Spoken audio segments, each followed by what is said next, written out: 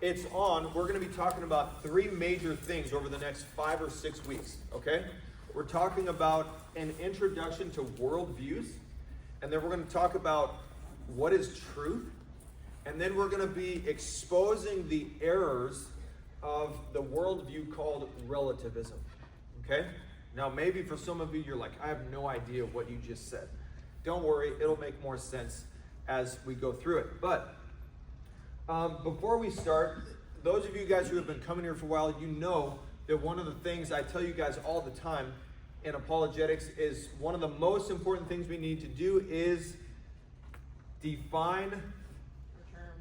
Thank you, Josh. Wow, I guess one person knew.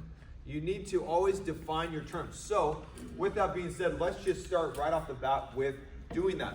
What is a worldview? What does this word worldview mean? Any ideas? Yeah. How you see something? Yeah, nice. Very good. It's kind of like chop the word in half and flip the words around. It has to do with the way that you view the world and everything in it. So I'm going to give you guys a few definitions today. All right. The first is really simple. A worldview is a lens through which you view the world. So let me kind of illustrate. A lens. Okay. Are these lenses right here? Mm-hmm. Yes. All right. So I'm so glad both of you guys sat on the front. This is so convenient. So if I were to go outside and just wear these everywhere I went, would the world look different? Yeah. Okay. I'm going to see the world a very specific way. It's going to be pretty shaded, right? Which sometimes might be helpful, but other times not. However, may I? Yeah. Thank you. If I put on Legion's glasses, I'm going to see the world. Wow, I think we have almost the same vision. I'm going to see the world very differently than if I'm looking through these lenses, right? Right? Mm-hmm. I'm going to see the world very differently. Maybe it'll be clearer. But then if I go over, thank you. If I put on Ella's glasses, holy smokes. It's like the world, I might view the world very fuzzily. Is that a word? Yeah, I think it is. Fuzzilish. And fuzzilish, that is definitely not a word. I'm going to see the world very differently. And it's going to be, depending on the lens you use to view the world, things might be really clear and make sense, or they might become really blurry and distort your vision. Make sense? That's kind of like what a worldview is. It's a lens. It's like glasses that you use, philosophically speaking, to view the world and how you interpret the world, okay? Here's a more detailed definition for you guys, okay? One that I came up with is a worldview is a set of ideas and beliefs that you have. And it's through those ideas and beliefs that you interpret everything in the world. Does that make sense? Yes. Taylor, does that make sense? Okay, cool. So think about this, guys. Our worldview is the foundation on which we base all of our beliefs, our practices, our actions, how we treat other people. Our worldview is the foundation for all these things. For example, our worldview is the basis for how we judge between what's true and what's false, right? Now, does everyone see things the same way about what's true and false? No. Why do they disagree? Well, it goes back to, it depends on what their worldview is, how they're interpreting the world. So your worldview, whatever it is, that's what you use to interpret what's true versus what's false. Dylan, come sit right up here, please. Thank you. Same thing for how we discern, how we judge what's good versus what's evil. We use our worldview to do that. Does everybody in the world agree on what's good versus evil? No. Definitely not. Why do they disagree? Because of their worldview, right? Same thing with what we believe is really real. This thing called reality. People disagree on that because of how they're viewing the world, their worldview. Same thing with how we treat others and how we think people should be treated. Does everyone agree on that? How people should be treated? Do we all have the same standards? No. I mean, we saw this recently, right?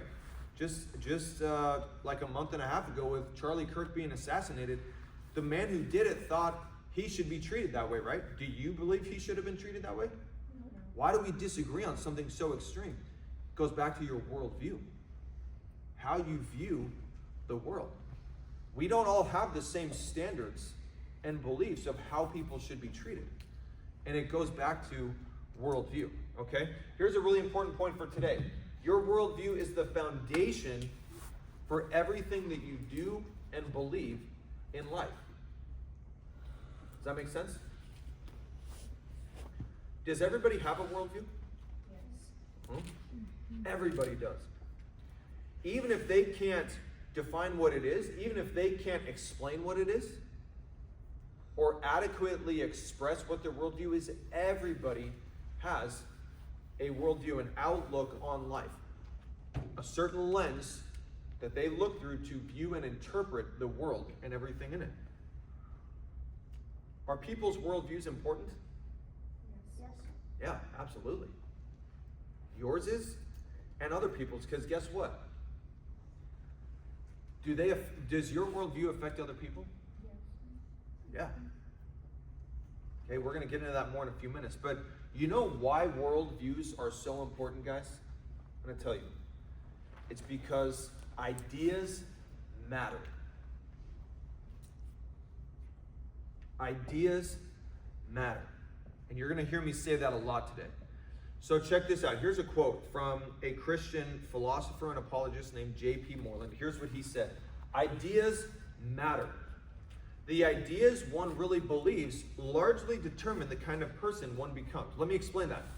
You understand what he's saying, guys? The ideas that you believe, does that affect the type of person you become? Yes. Absolutely. In many ways. And then he goes on to say, everyone has a philosophy of life, or you could just say a worldview in there. Everyone has a worldview. This is not optional. What is optional, and thus of extreme importance, is the adequacy of one's philosophy of life or worldview. Then he asks a couple questions. Are one's views rational or irrational? True or false? Carefully formed and precise, or conveniently formed and fuzzy? You understand? So think about it, guys. Ideas matter, because the ideas that you believe, that will shape the type of person that you become. It'll shape how you treat and view your fellow human beings, and so on and so forth. Look at these pictures. What the heck? When we ask, I can't see. why do people do what they do? You know, a lot of times the answer lies in what their worldview is. Now, sometimes, not always, but sometimes people's worldview is shaped a lot by their culture. So look at the picture on the left. Can you guys see how that person's lip is stretched super far? That's like a disc, and their lip is stretched all the way around the disc. Some tribes in Africa, that's a practice that they have, where they will stretch a person's lip. They'll pierce it, and then they will put a small disc in and stretch it, and then a bigger one, and stretch it and stretch it and stretch it. There's some that have even a bigger one than that. Their lip is going all the way around the disc. That's a practice that they have. In some Asian cultures, the practice is to stretch a woman's neck as long as they can. So they actually, do that. And then you have people like the Amish who, their cultural practices, we have them in different parts in America, but they live a lifestyle that's very different from those around them. You have some people who do very intense things to their bodies and their skin. And we ask, why? A lot of times it goes back to their worldview. So the most important question, one of the most important questions I want you to ponder today is this. What is your worldview? What is your worldview? And maybe some of you are thinking, well, man, Jay, I don't really know. I've never really thought about it. I don't know what my worldview is or how to really answer that question. Well, I'm going to help you do that today. Even if you think you know what your worldview is, maybe some of you guys think you know what your worldview is, but actually you have a very different one than what you think. So I'm going to help you answer that question. You can identify which worldview you have by how you answer the following questions. Are you ready for this? I'm going to give you guys a series of questions. The way you answer these questions, what you believe about these questions, that will show you what kind of worldview you have. You ready? Just a heads up, if you guys, this series, if you're not taking notes today, this is something you're going to want to take notes on. There's a lot of information. You want to make sure you absorb it. Absolutely. Question number 1. Where did we come from? What do you believe about that? Yeah, go ahead. I was gonna say America, but Yeah, me too. But let's talk more broadly. We meaning human beings. Where did humans come from? And not just humans, but let's just say all of life. Even more broadly, right? What do you believe about that? Second question. What is truth? Get ready for a couple weeks from now when we're going to define what truth is. Okay? What is truth? What qualifies as truth? Here's another question. What is a human being? You ever thought about that before? That's a major worldview question. What do you believe about that? Am I here for a purpose? Do human beings have purpose? Yeah. to learn about God. Okay? All right. I like that answer. Does God exist? Yes. Yes. And if he does, what is he like? He's a spirit. Okay? Good So he people. doesn't like have a gender or anything. Okay? All right. Where am I going? In other words, it's talking about the future. What will happen to me after death? These are just some of the most important worldview questions of life. And the way that you answer these questions and the way that other people answer these questions, it will show you what kind of a worldview you have. Okay? Am I making sense so far? Kind of. Yeah? All right. Good. That's better than not at all. So, guys, our beliefs about these questions right here, they're intertwined, right? They're separate questions from each other, but they are connected in many ways. Each one affects the other. So let me give you an example, okay? Let me say that again. Each question, your answer, it affects the other one. So let me give you an example. Let's look at questions 1 and 3. Where did we come from and what is a human being? What you believe about those questions, do you think that will affect your answer to question number 4? Am I here for a purpose? Absolutely. So let's say, for example, where did we come from? If you believe, like the evolutionists and like many atheists, well, we just came from a blob of goo, this single-celled organism billions of years ago. There is no God, and we just came from this random mutated cell, and eventually we evolved into human beings, and a human being is really just a higher evolved animal. We're not different from the other animals, we're just animals. Is that going to influence and affect what you believe about whether we have a purpose? Absolutely. Because the answer to this question for the evolutionists is humans have no purpose. There is no meaning to life. Humans are not really valuable at the end of the day. Now, let's compare that to the Christian worldview. What does the Christian worldview say about this question? Where did we come from? God. Yeah, we were created by a loving, holy God. And a human being is a person created in God's image. And so because of that, we have intrinsic or built-in value and worth. Do you think that belief will influence how you answer this question? Mm-hmm. Absolutely. Do you see the difference? So each one of these beliefs will affect the other one. Guys, what you believe about these questions will affect the way that you live as well. Let me say that again. What you believe about these questions will it influence the way that you live? Yes or no? Yeah. Absolutely. So let me explain. Let me give you an example. Let's compare two worldviews, the atheist worldview and the Christian worldview. All right, let's look at some of these questions. Again, what does the atheist say about question number 1? Where do we come from? A blob. Just blob of cells, right? And human being is just Evolved. higher evolved animal, right? And does God exist? No. No. And so when I die, what's going to happen to me? Nothing. Is there going to be any accountability for me after death? No. No. And a human being is just this blob of cells. It doesn't have any purpose or value. Do you think that's going to influence the way that you treat or you view your fellow human beings? Yeah. Absolutely. Now, does that mean every atheist is like a horrible person and just goes out and tries to like harm other people? No. No. But it's because they're not truly living out atheism. If they truly lived it out, it would be very different. They have moral standards, but they don't get those from atheism. Guess who they get them from? The Christian worldview. They have to borrow from the Christian worldview to have any moral standards. Steal, yeah. Now let's compare that with the Christian worldview. How does the Christian answer this question? Where do we come from? God. God created us, right? God is the source of truth, right? So there's a higher standard. We're not the ultimate standard. God is. Does God exist? Yes. Obviously. Okay?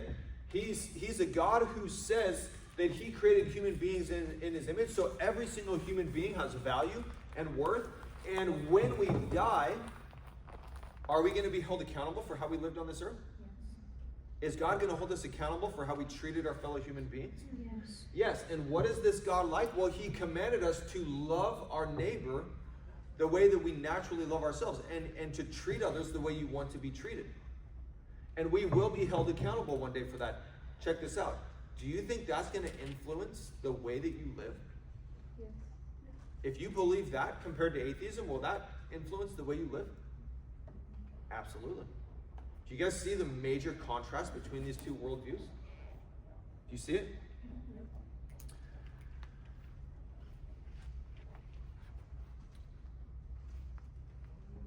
Do any of you guys know who these two young men are? No. Yes, we do. This is Eric Harris.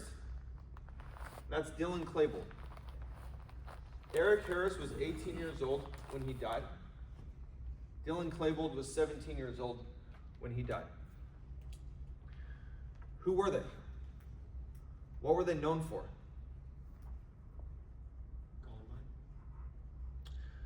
In April of 1999, they walked into their high school, Columbine High School in Colorado, and they shot and murdered 12 of their fellow students, 1 teacher, and injured 24 others. And then they committed suicide, killed themselves.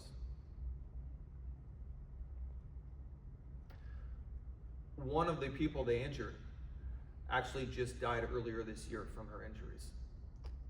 Earlier this year. So they're saying they actually murdered 14 people.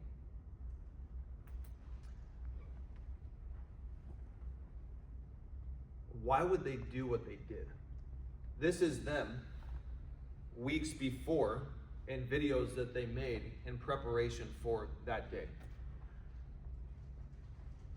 They look a lot different here, don't they? You can see the rage, the hatred, even the demonic influence, what caused them to do what they did. But it causes us to ask the question, why would they do what they did?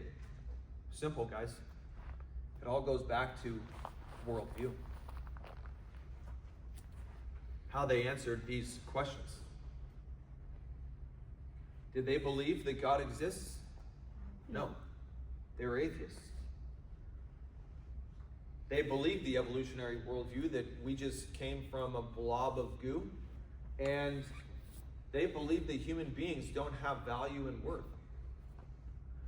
They believe that we aren't really here for a purpose, and that when they die, they're not going to be held accountable. And so they did what they did. Now, again, does that mean that every atheist that believes the same things is going to go do that? No. But I do find it really interesting. Eric Harris, when he walked in, you know the shirt he was wearing the day that they did this act? He was wearing a shirt that said natural selection, which is one of the primary tenets of evolution. That survival of the fittest, basically. That nature selects just the strongest. And in that moment, they were the strongest in the school because they had guns and everyone else was defenseless. And they lived out their worldview. We ask questions, man, why would someone do this? Worldview. Here's another example for you guys. Is it unmuted? So this is, in this video, you have a Jewish conservative guy named Ben Shapiro, and he's making a case that abortion is morally evil. And so then this guy right here, it's kind of like a Q&A time, and this guy starts debating him on that specific issue, but he starts saying, they're kind of debating with each other about what makes a person valuable and what really qualifies as life. Okay? Listen closely. Some of it might be confusing, but we'll talk about it afterward. I think there's two things that make life valuable. I think consciousness, the ability to experience pain, senses, and stuff like that, and personal identity. In particular, psychological continuity identity. So the fact that we have memories, we have relationships, people have relationships to us. I think those are Do you need both of those, or is it neither or? I just want to clarify your position. Either or. Okay, so if it's either or, then people with Alzheimer's have real continuity problems, you can't kill them. No, because people still have relationships with them though, right? So like just because Well, I mean, you have a relationship with them, but with people with advanced stage Alzheimer's, they really don't have a relationship. Okay, but for the sake of example, like let's say someone dies, right? The family gets to decide what you do with the body. Because I know what you say, when you say, someone says, oh, it's just consciousness, and then they're brain dead, you say, well, can you stab them? No, you can't. Because that's the family's decision what to do with the body. It's the person's decision what they So want if to the do. family decides to stab them, it's okay to stab the When they're brain person who dead? doesn't- Yeah, they want to No, not brain dead. Let's say that you're comatose for a specifically and predictably short period of time, say 9 months. Say now, well, what is the person? Okay, yeah. No. So I would say on the legal grounds, it would depend if what the person put in their will. If the person has made clear statements like, hey, don't pull the plug on 9 months, then don't do that. Because I think the first choice is... Right, but let's say the person has not made such clear statements. Say the person can't make such clear statements. So then he's just in a complete coma? Let's say the person has not drawn up a living will or had conversations like this. They're in a car crash, they get in a I would coma, say- you know that in 9 months they're going to come out of the coma, and they're going to be fine. Are you allowed to stab? So Can the wait, family say, you know what, so these they're 9 months, fine, they're fine. stab the dude. Wait, so they're Let's fine, do so this they're thing. going to get their memories back? Let's say they don't get their memories back. Then I would say then that person is dead. And yeah, if the family wants to pull the plug, that's fine. I'd have no problem with that. Yeah. No, I would have no problem with that. Because that person is You're getting dead. some dicey territory, dude. No, I think that person is dead. Right? And that's the best way to define life is personal identity and consciousness. That's what makes life valuable. Right, so Anybody confused? Yeah. There's some confusing stuff in there. What's the gist of what's going on here? The guy that's talking like against him, he doesn't know what he's talking about. Well, that's accurate, for sure. Yeah. He's trying to argue that if you don't, like if you go into a coma, let's say, and lose memories, and you know you're gonna wake up in 9 months, then you're essentially dead, so it might as well kill you. And Ben Shapiro funnily kind of made a joke, oh, what if it's 9 months? Like referring Traps to a it, right? child, yeah. Yeah, for sure. They're arguing about what is it that makes a person's life valuable, and what is it that qualifies as life. And this, not Ben, but the other guy, his idea is, well, if you don't have personal identity and you can't really think it every moment, then you lose value, right? If you're in a coma, then it should be okay to pull the plug on you and kill you because you're not conscious. And so how's he defining a person's value? Based on whether they're able to think and stuff. But if you go into a coma, or a child in the womb, that's really kind of the main point. A child in the womb, according to this guy, doesn't have value, and you should be able to kill them. Now, it kind of makes you just wonder, how could someone, why would they have such an attitude toward human life? Simple. It all goes back to worldview. You know, when we think of World War II in Nazi Germany, and you ask, man, how could the Nazis be so barbaric in their treatment of the Jews and other people? This picture here on the left is of two Jewish men in a concentration camp behind barbed wire fences, and you can see that they are just skin and bones, right? They're being starved to death. This picture here, I took this a few months ago on our last Germany youth mission trip. And I took the students to a concentration camp from World War II, Buchenwald. And I took this picture from inside a building where this is an electrified barbed wire fence that is from World War II. It's still up there. On the right, this is the gate that they would enter in to the prison, the concentration camp. And everything over here is the prison where they lived. Just to the left, outside of this fence, this wooded area right here, the Nazis made into like a little mini zoo. And they had animals, and there's actual pictures of Nazis taking their kids and laughing and having fun with the animals in the zoo, when literally just a few feet away on the other side of their fence, their fellow human beings are being starved and tortured and burned in ovens. That's crazy, isn't it? And you can look at that and think, man, how could you do that without your conscience just making you miserable? The animals are being treated better than their fellow human beings. How could you do that? Worldview. See, because in the Nazi mind, Jews are subhuman. Not even totally human. Lesser evolved. And here's the thing, guys. When you start viewing people as less than human, you can justify all kinds of things to do to them. The Japanese did the same thing to their captives in World War II. They believed that the race with the least amount of body hair is the highest evolved. And most Japanese people don't have hardly any hair on their bodies. I would have been toast. But they believed that they were the highest evolved, and so everyone else was less than them. And so they tortured their captives in horrible ways. How could they do that? Worldview. These are the slums of India. And these children are what's called the untouchables, the lowest in the caste system of the worldview, the religion of Hinduism. Take a good look at these kids. In India, you have, like in this picture, fat cows roaming the streets in abundance, and yet on the exact same streets you have people starving to death that are just skin and bones. Why? Worldview. See, there's a few reasons. In Hinduism, the religion of Hinduism, cows are sacred. They're a physical manifestation of the mother goddess Aditi. And so cows are highly revered.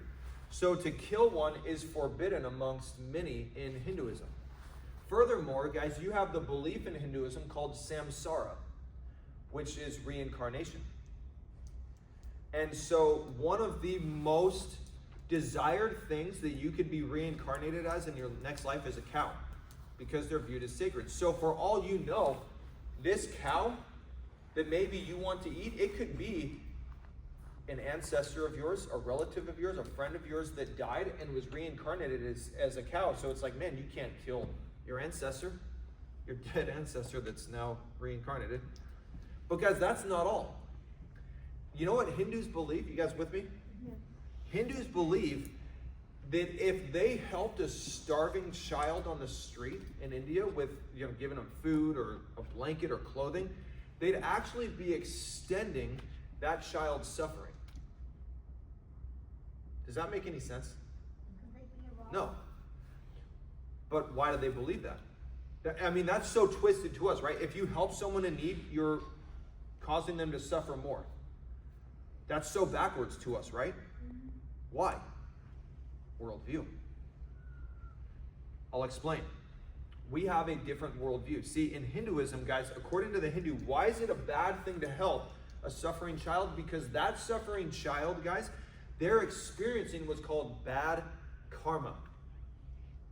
For actions, bad actions they did in a previous life. Years ago, before they lived as this human being. And they have to experience suffering, the negative consequences of bad karma, in order to work that off, in order to be reincarnated as something better in a future life.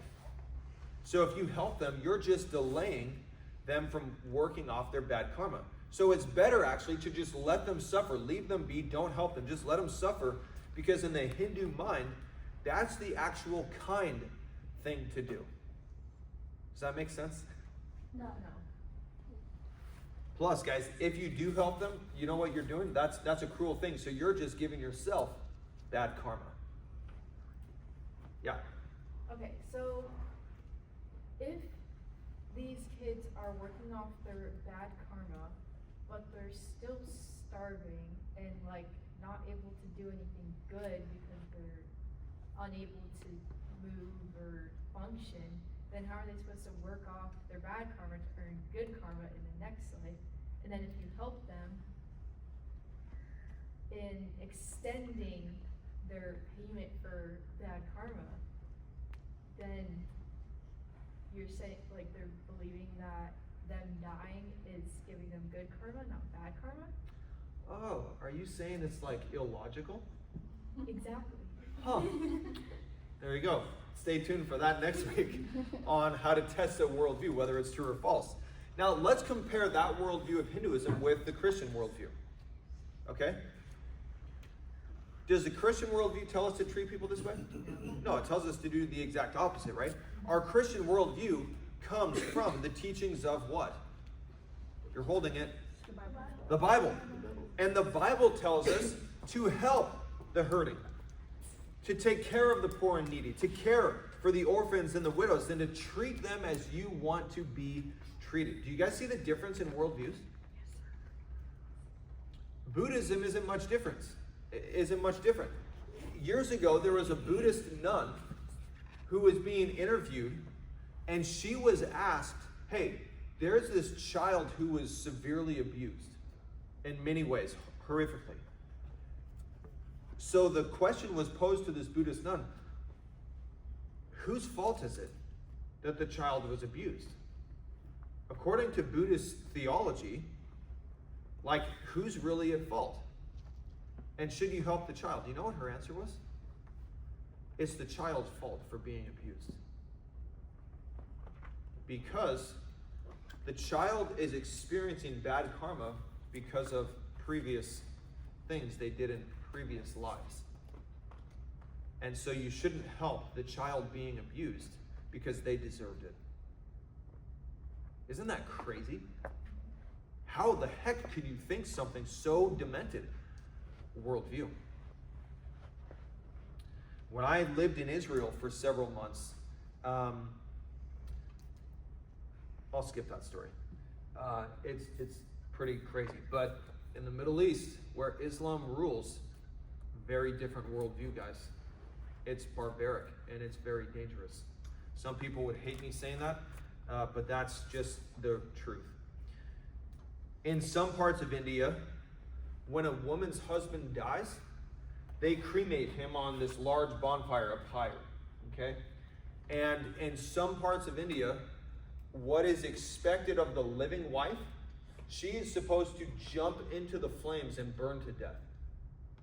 And be cremated with her dead husband. And you might look at that and be like, what the heck? Why? Worldview. Remember, they believe in reincarnation, and the better chance, a woman has a better chance of being reincarnated as something good if she dies with her husband. Not all Hindus believe that, but in some parts of India, they still believe that. Now, again, worldview. Why do many Christians go all over the world and help the hurting, minister to those who are suffering? Here you go. Why isn't it working? Let's see. 1, 2, 3. Shazam. So here we have Jordy in Germany. We have Raquel in Italy. We have some lady that's from Google that I got, and she's handing out the Samaritan's Purse, the Operation Christmas Child shoeboxes. We have David Saffin pouring some concrete. Remember that trip? Man, that was a rough day. Remember that? Yeah. I got a great picture of Ella if you guys want to see it afterwards. No. We have David's mom praying for an elderly woman who's sick.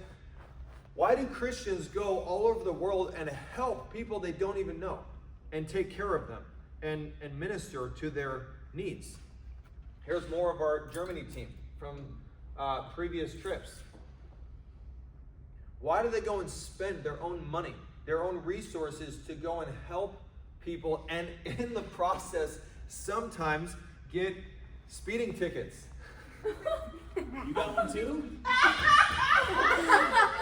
Jason, I couldn't help myself. This is your youth leader, Jason Gallardo. That's him. You can see driving in the van. This is so evil. Guess I'm not the only one.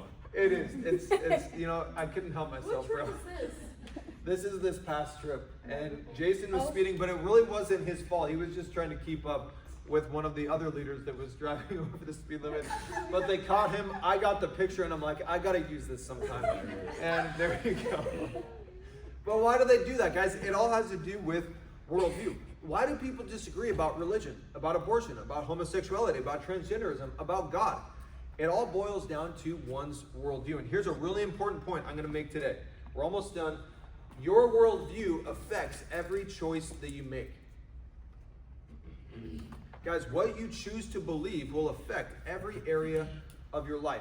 You're going to look at some passages in your small group in a few minutes, but I'm just going to mention this for anyone who watches the video online. You can look up these passages on your own. Romans 1, verses 18 through 28. You guys are going to be reading these together. Matthew chapter 12, verse 34, and Matthew 15, 19, where Jesus talks about where worldview kind of starts. But as we finish, I want you to think about this question. How do we determine, how do we know which worldview is true and which is false? Have you guys ever thought about that? Micah, how do you know which worldview is true and which ones are false? You relate it to the Bible How do you know the Bible's true? because it doesn't contradict itself. Have you read the whole thing? No, but you said it one time. Why the heck would you just believe what I say? I could be lying to you. Well, Maybe you're in a cult. You're Just kidding, you're not in a cult. Cult leaders say that. Uh, So should you believe it? All right. Guys, do we decide which worldview is true and which one is false just based on if it makes us feel good? No. No. You shouldn't, though some people do that way, but that's not how you should do it. Well, I mean, that's how, like, Indian people do it. Like, people at the top, they said, well, In the caste system, yeah, for sure. Guys, how do you know that the Christian worldview is true and all other worldviews are false? Do we just believe that because your pastor told you that?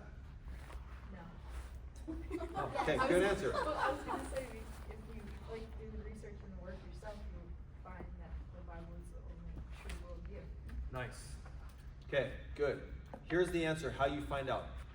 I'm going to give you guys 3 things. Here's how you can find out if a worldview is true or false. Next week, we'll look at it.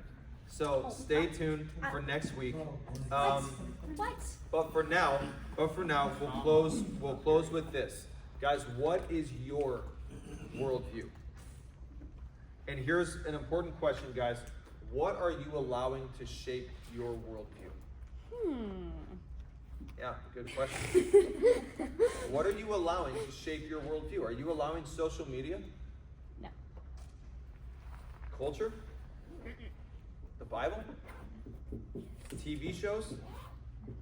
The music you listen to? Worldly ideas? What are you allowing to shape your worldview? And we're going to close with this verse. You guys still in Romans 12? Yes. Ella, can you read nice and loud? Verse 2? Yes. Do not be conformed to this world, but be transformed by the renewing of your mind, that by testing you may discern what is the will of God, what is good and acceptable and perfect. Yeah, there you go, guys. Be transformed by the renewing of your mind. Amen? Okay, David, go ahead. And high school girls, go to that table, please, with Courtney. Middle school